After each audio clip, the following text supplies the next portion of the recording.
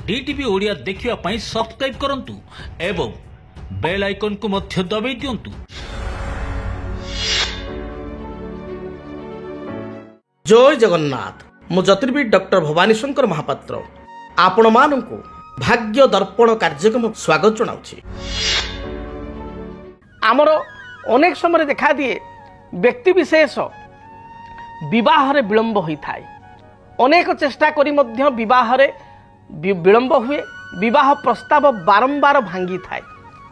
विवाह प्रस्ताव भांगिबार कारण कौन? बारंबार विवाह प्रस्ताव पड़ी भांगिबार कारण कौन? जदि आमे जानिबा जातकरे लग्नर सप्तम भाव होची विवाहर भाव। सप्तमाधिपति बा सेवेंथ लॉर्ड होचंती जीवन साथी बा लाइफ पार्टनर अधिपति।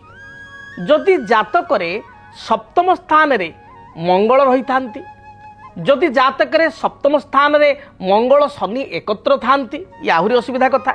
जदि जातकरे सप्तम स्थान रे राहु थाई बा केतु थाई, सप्तमाधिपति बा सप्तमर जे मालिक सप्तम घर अधिपति से षष्ठ अष्टम द्वादश स्थिति रे थांती, ताहले विवाह रे अजथा विलंब होता है। अनेक प्रस्ताव आसुथाए किंतु प्रस्ताव स्थिरीकृत हो न थाए।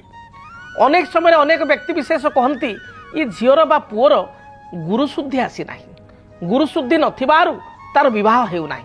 ये कथा सत्य, या ठीक कथा, किंतु केवल जे गुरुशुद्धि विवाह विलंबर कारण ता नुह। कारण गोटे पुओर विवाह योग्य बयस यदि आम कहवा माने गवर्नमेंट हिसाब रे गोटे पुओ 21 वर्ष बा 23 वर्ष पर विवाह करि परिबो सरकारी आईन अनुसार। बा पितामाता चिंता कले पुओटी जदि चाकरी बाकरी शीघ्र पाई जाइए, बापा माँ चिंता कले जे 26-27 बेलू बाहागर करवा, किंतु सेई पिलाटी विवाह हेला बेलू 36 हो जाउची, 37 हो जाउची, 38 हो जाउची। ता माने कोन 26 वर्ष रु 38 वर्ष पर्यंत गुरुशुद्धि नथिला। ता माने ता जातकर गुरुशुद्धि बहुत थर आसीची, 2 थर 3 थर 4 थर से 10 वर्ष भितर गुरुशुद्धि आसीची।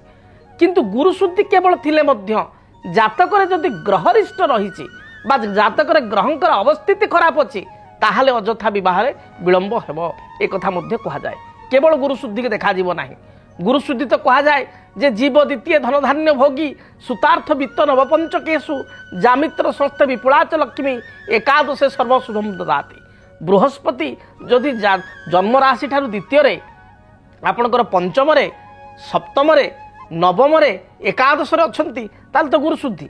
तेणु बहुत समय जातक भी चली था गुरुशुद्धि था, किंतु दशा जदि समर्थन करूँ थाए महादशा जहाँ खराब चली थाए दशा किंबा जातक ग्रह स्थिति ही खराब थाए, ताहले अजथा विवाह विलंब होता है।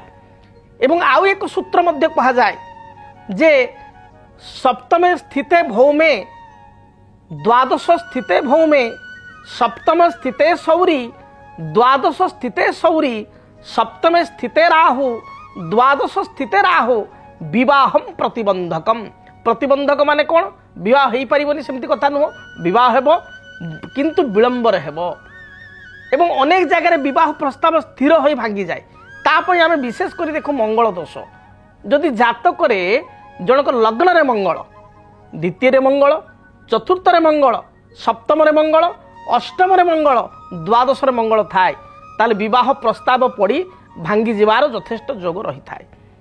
तेणु विवाह जदि आपण जातक विलंब होउची बा आपण विवाह योग्य बयस हो जाइए 3-4 वर्ष 5 वर्ष होलानी आपण बहुटे खोजुचंती बा झीओटे खोजुचंती पुओ पाइका बा झीओटी आपणकर अछि विवाह योग्य हो जाइए, गोटे भल ज्वाइंटे आपण खोजुचंती 3-4 वर्ष 5 वर्ष होलानी मन लाखी ज्वाइंटे मिलू नाही, परिवारटे बंधु घरटे मिलू नाही, ताहले आपण गोटे छोटिया प्रतिकार करंतु।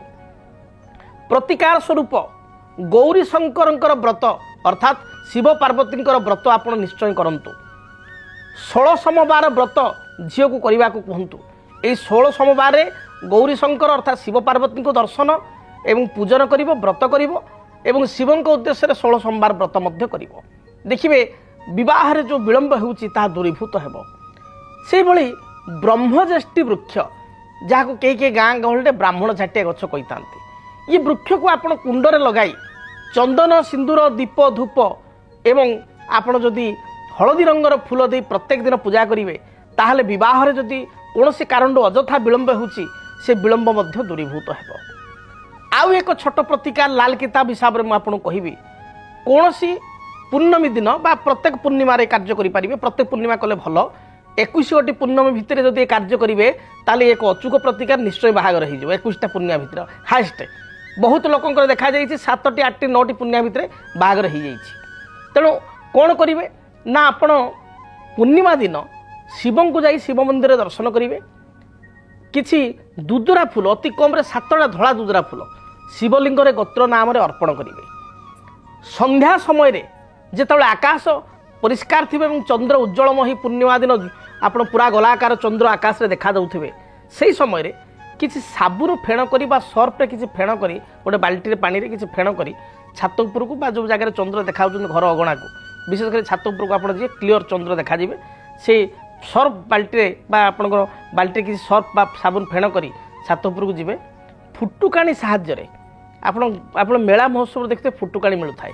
ସେ ଫୁଟୁକାଣି ସାହାଯ୍ୟରେ ଆପଣ କ'ଣ କରିବେ ଚନ୍ଦ୍ରଙ୍କୁ ଲକ୍ଷ୍ୟ କରି କନ୍ୟାଟିଏ ଭଲ ସ୍ୱାମୀ ବୋଲି ମିଳୁ, ଭଲ ଜୀବନସାଥୀ ମିଳୁ, ଆପଣଙ୍କ ଭଳି ଗୋଟେ ସୁନ୍ଦରିଆ ସ୍ୱାମୀଟିଏ ମିଳୁ, ଏ ମନ ଲାଖି ସ୍ୱାମୀଟିଏ ମିଳୁ। କାରଣ ଚନ୍ଦ୍ରଙ୍କର ଆପଣ ଜାଣିଥିବେ 27 ଗୋଟି ନକ୍ଷତ୍ର ହେଉଛନ୍ତି ତାଙ୍କ ରାଣୀ। 27 ଗୋଟି ନକ୍ଷତ୍ରଙ୍କର ସେ ହେଉଛନ୍ତି ସ୍ୱାମୀ। ତେଣୁ ଚନ୍ଦ୍ର ଦେଖିବାକୁ ମଧ୍ୟ ବହୁତ ସୁନ୍ଦର। ତେଣୁ ଆପଣଙ୍କ ଭଳି ସୁନ୍ଦର ଏବଂ ଗୁଣବାନ ଆମେ କହୁନା ଏକଶ୍ଚନ୍ଦ୍ର ତମହନ୍ତି ନଚ ତାରା ଗଣ ପିଛ। ଆକାଶରେ ଅସଂଖ୍ୟ ତାରା ଥାଇପାରନ୍ତି କିନ୍ତୁ ଚନ୍ଦ୍ରମାଙ୍କର ଯେଉଁ ଉଜ୍ଜଳତା ଯେଉଁ ଆଭା ତା ଗୋଟିଏ ଚନ୍ଦ୍ର ଆକାଶକୁ ଉଜ୍ଜଳିତ କରିଥାଏ ଏବଂ ସୁନ୍ଦରମୟ ପରିବେଶ ସୃଷ୍ଟି କରିଥାଏ। ରାତିକୁ ସୁନ୍ଦର କରିଥାଏ, ପରିବେଶକୁ ଆକାଶକୁ ସୁନ୍ଦର କରିଥାଏ ଏବଂ ତାର ଆଲୁଅ ହଜାର ହଜାର ଲକ୍ଷ ଲକ୍ଷ ତାରାଙ୍କ ତୁଳନାରେ ଯଥେଷ୍ଟ ଅଧିକ। ତେଣୁ ଆପଣଙ୍କ ଭଳି ଗୋଟେ ସୁନ୍ଦର ଏବଂ ମନଲାଖି ସ୍ୱାମୀଟିଏ ପତିଟିଏ ମିଳୁ ଏ କଥା ଝିଅଟିଏ ମନ ଭିତରେ ବିଚାର କରି ଚନ୍ଦ୍ରକୁ ଲକ୍ଷ୍ୟ କରି ଫୁଟୁକାଣି ମାନେ ଆପଣ ଯେଉଁ ସର୍ଫ ଫେଣରେ ସାବୁନ ଫେଣ ଫୁଟୁକାଣି କରି ଚନ୍ଦ୍ରକାଣକୁ ଲକ୍ଷ୍ୟ କରି କିଛି ସମୟ ଫୁଟୁକାଣି କରିବେ। ମନ ଭିତରେ ଫୁଟୁକାଣି ସମୟରେ ଭାବିବେ, ଦେଖିବେ ନିଶ୍ଚୟ ଏ ପ୍ରତିକାର କରିବା ଦ୍ୱାରା ଭଲ ଜାଗାରେ ଭଲ ପରିବେଶରେ ବା ଭଲ ଘରେ ଆପଣଙ୍କ ବିବାହ ହେଇଯିବ। ଯଦି ଆପଣଙ୍କ ଜୀବନରେ ବ୍ୟକ୍ତିଗତ ପାରିବାରିକ ସମସ୍ୟା, କର୍ମକ୍ଷେତ୍ର ନିଯୁକ୍ତି, ବୈବାହିକ ସମସ୍ୟା, ବାସ୍ତୁଦୋଷ ଏବଂ ମାଲି ମକଦ୍ଦମା ଆଦି ସମସ୍ୟା ଥାଏ ତାହେଲେ ସମସ୍ୟାର ସମାଧାନ ଓ ପରାମର୍ଶ ପାଇଁ ଆମକୁ ଯୋଗାଯୋଗ କରନ୍ତୁ। ଜ୍ୟୋତିର୍ବିଦ doctor Bhabani Shankar Mahapatra, Budheswari colony, plot number 26, Bhubaneswar. Phone number 9776833302 9439444924। ଆମର ୱେବସାଇଟ୍ www.srijagannathastro.com। DTV ଓଡ଼ିଆ ଦେଖିବା ପାଇଁ ସବସ୍କ୍ରାଇବ୍ କରନ୍ତୁ ଏବଂ ବେଲ୍ ଆଇକନକୁ ମଧ୍ୟ ଦବାଇ ଦିଅନ୍ତୁ।